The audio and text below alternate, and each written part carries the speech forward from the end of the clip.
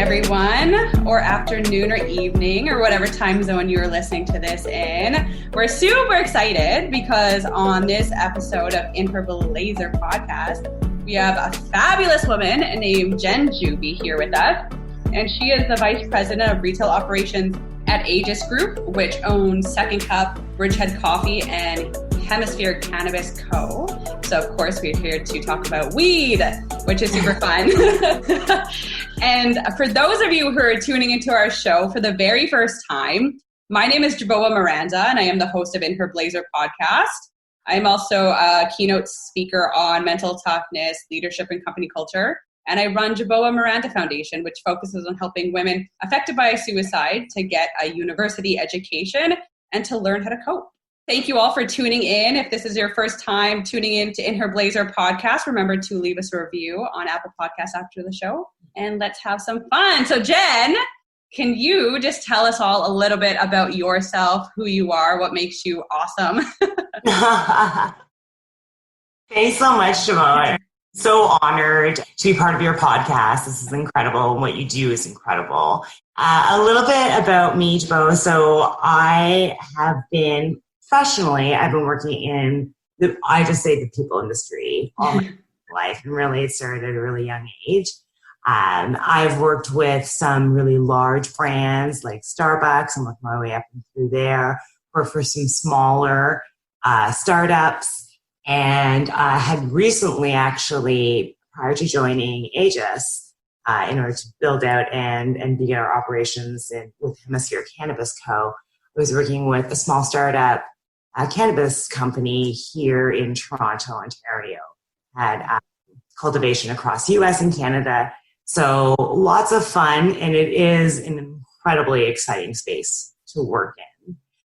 But really, at the end of the day, what I do is my passion is around people, those who I lead and those who I serve. You know, loving what you do is critical to me and makes those long days or sometimes those weekends, Jaboa, a little bit, right? So work my way up and through mostly in operations and did a little bit of marketing. And personally live here in Toronto. I've been here for over 20 years. Absolutely love the city. Mm-hmm. I think that probably sums me up.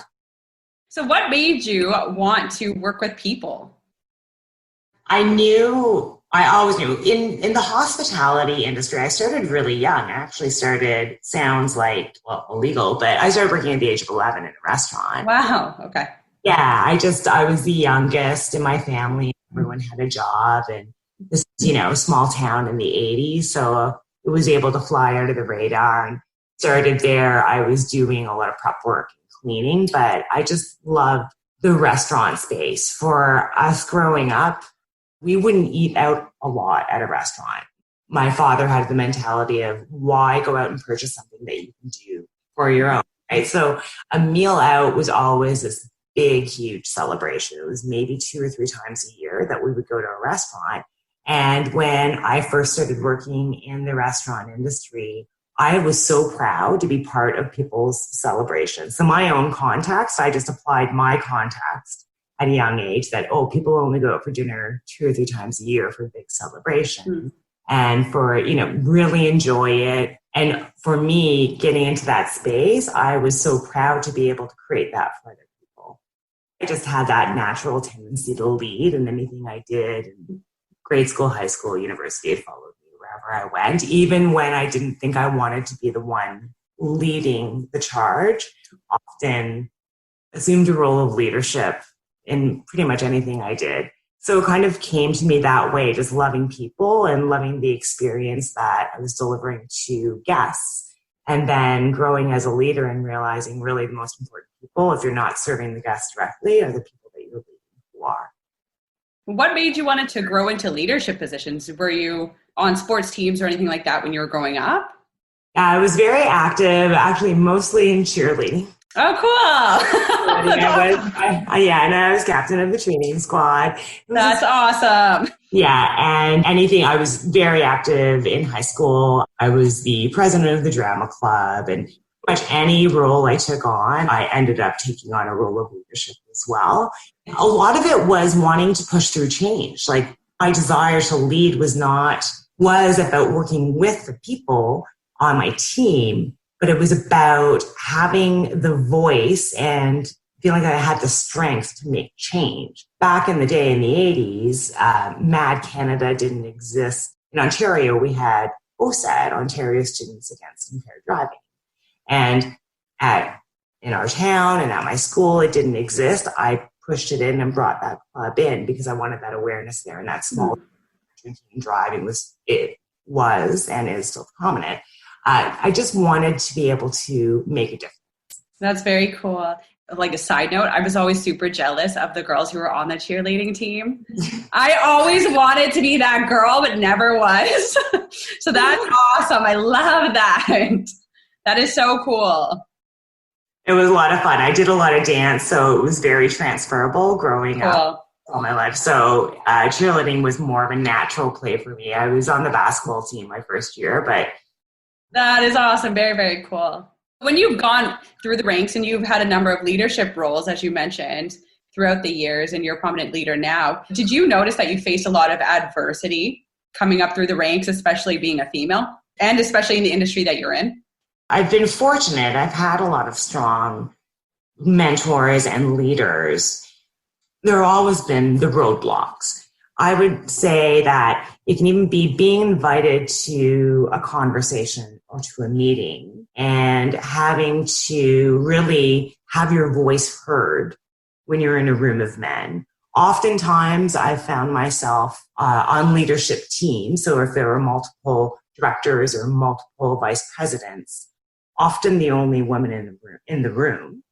And having my voice or my opinion heard is much tougher, even when you've been recruited by strong men who believe in me or believe in women and in their roles. I find that can often be the most muting time. And when you can't bring your opinions to the table, it's hard to be heard for the change that you can bring. The very reason that I wanted to be a leader was to be able to push change and success and to be accountable for it too. Be accountable for it when the chips are down and things are tough, and be able to push a team through to win and to succeed.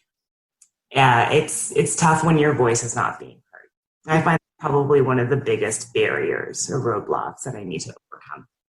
Right. No, and I agree with you. And I feel the same way, and I'm very passionate. We've talked about this too, being very passionate about female leadership and helping females come up through the ranks and mentorship and all of that so that more women get the opportunity to have their voice heard when they're at the table.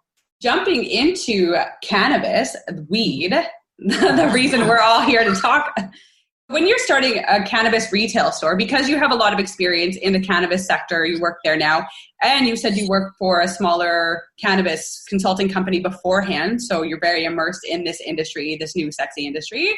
Some of our listeners are looking, because some of them are small, medium-sized business owners, are looking to open up a cannabis storefront. How much funding would they realistically need at a minimum to get it off the ground? You know, it's similar, Jaboa, to most brick and mortar if you were setting up even any retail space. So there are those variables such as where you're located. The square footage, of course, will play an impact as well in those startup costs. We use Ontario as an example for retail cannabis. You would need at least $500,000 for the startup. And one of the biggest contributing factors to that right now in the licensing process is that you need to have your location, you need to have a certain level of build out completed and have a pre-inspection conducted by regulators, the Alcohol and Gaming Commission of Ontario, the Aegis Co. And then the waiting process from your beginning inspection to actual licensing and being able to open can be as long as a year. And the reason you need so much money up front is to be able to cover your rent, your utilities for the time that you need to have that property and not be able to actually actively sell or open until you're in the final stages of licensing. And then, you know, the typical elements that can definitely vary, but refitting or remodeling a space or retail cannabis space. And people have gone as low as 30 grand, 50 grand for doing, very little touch up and where it's just a quick in and out space. Some places are much more opulent or they're larger, or some of the more moderate or bigger size brands may have a flagship location. They're possibly 8,000 or more square feet. Could end up spending $600,000 to $700,000 just for a renovation, depending on the brand. But those variables will come into play. But Right. $500,000 minimum, really, just to set up the store up, keep the rent going and utilities going, and then first orders, surveillance, secure storage, and meeting all of the expectations that are outlined by the regulators. You named some of the touch points, but what does the process look like when you're first starting, going through it high level from end to end? Because you've gone all the way through the process of starting up a retail space in Ontario. And I saw a news article come out recently that Aegis is looking to, I think, roll out 6 more in Ontario, if I'm not mistaken. Right. Yes. I did read that right. We will be opening 6 more within the next 6 months. So we have the locations, building either completed or in the process of completion right now. And they have been in the license process for several months now, which is to our advantage, meaning, we have a few of those months. We have less months to wait. The process end to end, specific in Ontario, because every province that allows a private entity or person or sole ownership to start a business, the regulations vary slightly. In Ontario, specifically end to end, there are a few different licensing processes that need to start. First, you need a retail operator license. So that's regardless of whether or not you're a corporation or an individual. Then you need to apply with an actual location in mind. So either a condition to rent, or you've already rented, or you own the space. Apply for retail store authorization process. And that's the process that identifies a particular address where your retail store will be or your stores will be. And then the retail store authorization process starts with an inspection, the very basic inspection, the AGCO, to determine if it's going to meet the requirements to keep community safe, keep the employees safe as well, and that the location is fit itself and safe enough to sell recreational cannabis. And then from there, the waiting period is close to a year now before the final stage of licensing goes through. Why do you think the process is so long? A lot of it, a few moving pieces.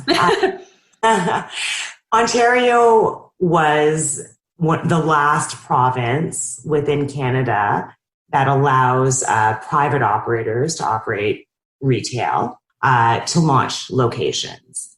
And it was a very slow roll, and it went from only a few locations opening across our most densely populated province in all of Canada, and so very, very underserviced, to opening it up in March of 2020 this year, allowing anyone to apply for a retail operator license and for retail store authorization. They went from really very few people in the queue to right now there are over 700 people in the queue. And of course, layer on top of that COVID and the pandemic that we're in, they're limited in their resources and how they're able to assess the locations. You and I briefly talked about how you had to pivot like 10 times. Yes. In this super exciting space, especially with the pandemic that we are going through. Can you personally speak to some of the challenges you've experienced with rolling out a cannabis retail store, especially during COVID-19?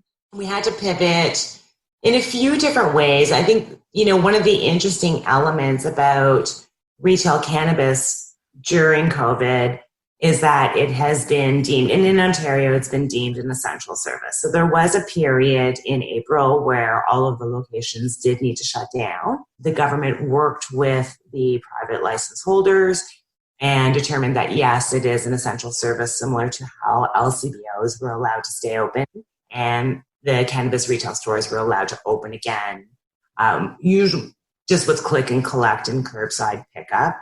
So it made for an interesting time. The massive pivots were that at that time, they also allowed the private sector to do curbside click and collect, which was a new regulation that had passed to advantage of the retail cannabis operators, and also they were allowed to do delivery. In that time, we were gearing up to open. I developed a complete plan for delivery, distribution, a complete plan for curbside that was pulled within days after we opened. That's typical in this industry. Having worked previous to Aegis, working with a company where we operated out of the US and Canada, we'd have regulations and policies change. There could be 8 changes within one day across a few different states, a few different provinces in Canada, and the day is just a roller coaster. Sometimes the changes are to your advantage, where in this instance, when retailers were able to do delivery, that's massive advantage. Sometimes the changes are to our disadvantage. The regulations changed often. Some of the other changes, which were to our advantage, but it was a bit too late to pivot, were the build out and structure of the location. Being able to adjust how storage is built out, cannabis storage specifically, and what that looked like, some changes that would impact construction and to the owner's advantage. And you touched on regulations, and I know this is such a heavily regulated industry. So how do some of the regulations differ between recreational cannabis and medical? The two biggest differences for medical in Canada is how much cannabis you can have. And typically a medical cannabis user can carry 150 grams of cannabis. Of dried flower, or the equivalent in other forms, whether it's capsules or edibles. The second variation is that they can order directly from a licensed producer or a licensed seller. Those are the big differences. In October 2018, when the Cannabis Act became official, the Cannabis Act actually oversees both medical and recreational now. A third difference is that, and this has always existed in Canada with medical cannabis, that someone with medical prescription can have someone grow their cannabis for them. I didn't know that. That's actually really interesting. Someone who needs that would work with who? Would they work directly with Hemisphere Cannabis Co., or do they work with other party that they would find? So with Hemisphere and with the other retail stores across Canada, actually, they are recreational only. Any recreational store, whether it's run by the government, in some of the provinces, only the government runs the locations. You cannot have any medical conversations. You can't actively sell or look to sell for medical reasons. We can only service the recreational market. People come to recreational stores for medical or for health reasons. And it's a little bit of a tough go because it's something I'm very passionate about. My team's so super passionate about it and incredibly knowledgeable about it. We aren't able to discuss medical or health and wellness benefits directly with our guests. Then for the recreational space, if there are so many individuals looking to set up their own and run their own recreational cannabis store, how do you stand out? What is your point of differentiation? What is Hemisphere Cannabis Co.'s point of differentiation? I think such a strong element in our point of differentiation, Jabot, is our passion for people. And that comes from leader-led. It's one of the reasons why I was brought on for this, but just such a distinct drive to create an exceptional experience for our guests and those who come to visit us. A ton of pride in retaining and continually learning about cannabis. So our ability to bring authentic knowledge to our guests, constantly be learning. I've created a structure so that our teams are constantly learning and receiving training on a regular basis. So they're always upskilled and that we're always bringing it back to our people. I mean, it's really simple about us. We love people, we love cannabis, and we bring that to the life. Another major differentiator for us is the store has a cool, hip, loungy feel, more like an upscale feel, but it's very inclusive. It's not a feeling where you walk in and you're like, I don't belong here. Everyone belongs outcomes. And so much of that comes, though, from my team, who I'm really proud of. If your store is more of a loungy experience, where do you see the industry evolving to in the next 5 years? Do you think it'll look similar to what we see in Amsterdam, where it's a coffee shop where you can smoke recreational cannabis? Where do you see that moving to? Yeah, and Ontario specifically, Doug Ford had tabled the opportunity to have consumption lounges in Ontario sooner than later, back in February of 2020. I say back in February. Feels like forever ago. It really did. 7 years ago. Right. It feels like forever ago. And in this industry, and you throw in a pandemic, yeah, it is a long time ago. Actually, just last month in July, he brought in feedback. He opened it up. He tabled it. For now, Ontario will not be moving to consumption lounges, but this is just in the short term. The biggest element, actually, Jabo, that's tripping Ontario up right now is what kind of consumption will be allowed, and is smoking the right kind of consumption to have in a lounge. People consume cannabis still to this day, and this is across US and Canada. Smoking or inhaling flower is still the number one means of consuming cannabis. And creating a lounge where it's full of smoke, even though it might not be the same toxins and carcinogens, of course, that are in tobacco, that's concerning from a health perspective. So it's working around what can a consumption lounge look like without having a room full of smoke. And this concludes part 1 of a 2-part series on how to be a drug dealer. Thank you, everyone, for choosing to tune in today and subscribing and downloading this episode with the fantastic, amazing Jenn Juby. If you want to finish off this episode and learn how to open up your own retail cannabis store or sell cannabis online legally in Canada, tune in next Wednesday and hear the rest of this fantastic episode. As always, if you love this part 1, please leave us a review on Apple Podcasts. And if you do want to get in touch with me, you can visit my website at jaboamiranda.ca, add me on LinkedIn, Twitter, or Instagram at jaboamiranda, or send me an email directly to info@jaboamiranda.ca. So as always, have an incredible day. Bye, everybody.